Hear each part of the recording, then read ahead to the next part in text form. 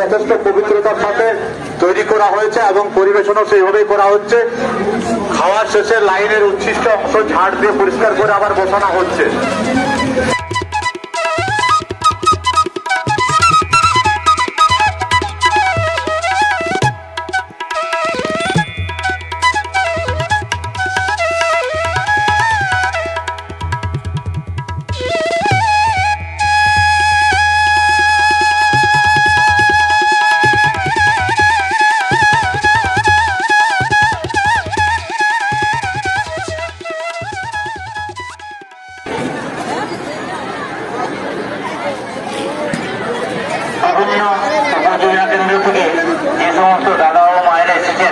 তাদের প্রতি বিশেষ অনুরোধ, আমাদের এখানে পরিবেশনের জন্য পাতা দেওয়া, জল দেওয়া এবং চাটনি বুঁদে এগুলো পরিবেশন করার জন্য অনেক দাদা এবং মায়েদের প্রয়োজন হচ্ছে। দয়া করে আপনারা যদি এই কাজে একটু সহযোগিতা করেন তাহলে খুবই ভালো হয়।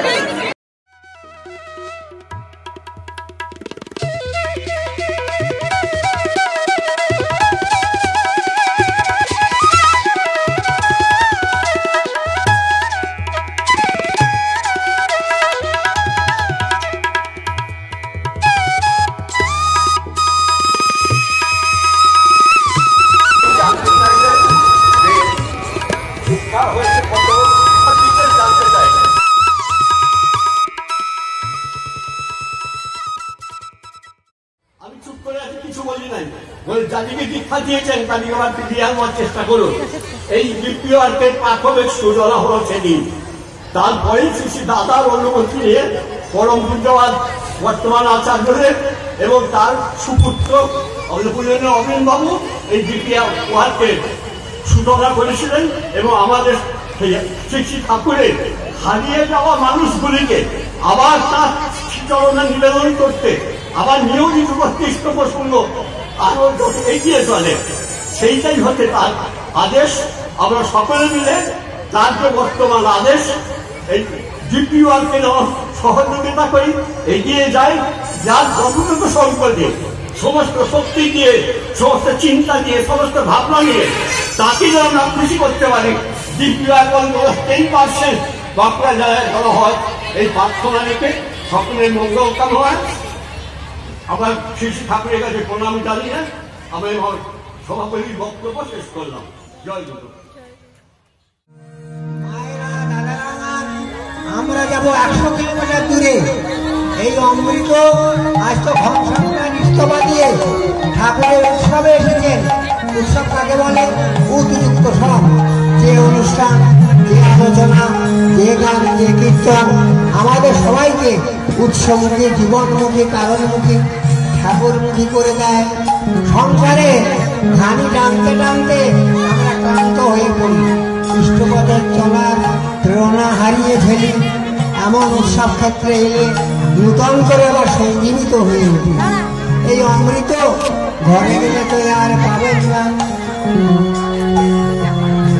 বৈষ্ণব ঠাকুর বলছেন, দেহ মন প্রাণ জীবন যৌবন আমি তোমার সব তোমার চরণে সমর্পণ করলাম, দয়াল আমি তোমার হলাম।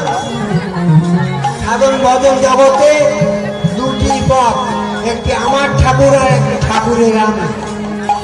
যাদের আমার ঠাকুর, আমার মা কালী, পাঠা বলি দেবো, তার মতন মদ এনেছি। মা কি ভালোবাসেন আমার দেখার দরকার নেই, আমি যে ভালোবাসি তাই আয়োজন করেছি। বৃত্তিমা ঠাকুর বলছেন, খেয়াল মাঠে ঘন্টি গরু, গুরু হতে মানুষ হলি গরু। আর আমাদের জগৎটা কে?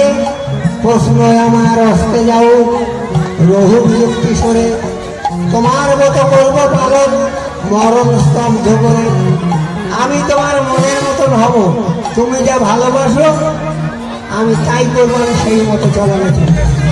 মা তো খাবার এনেছেন বৈষ্ণব ঠাকুরের জন্য।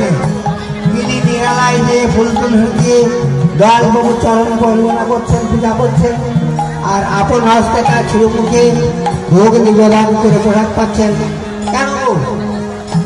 তিনি গীতায় পড়েছেন, শ্রীকৃষ্ণ বলছেন 3য় অধ্যায়ে 12-13 নম্বর শ্লোকে, ইষ্টান ভোগান হি বোধমানসন্তে যোগ্য ভাবিতা তৈজত্তানপতৈব যেন ভক্তে স্তেন বসাৎ যোগ্য শিষ্টাসীন সন্ত উচ্চন্ত সর্বকিল বিষয় ভুজান্তে তেতাগুণ পাপাদে পদম তত্ত্ব কারণাৎ। হে অর্জুন, আমি করুণা পরবশত জীব জগতে আহার্য বস্তু প্রদান করি, আমার পূজার করে যা ভক্ষণ করি ঈশ্বরের করুণার দান। তিনি বলছেন আমার দেওয়া অন্ন যে আমাকে না দিয়ে নিজে ভাগ করে নিজে খায়। আমারে অকিঞ্চন বুঝিব চরণ রাখিব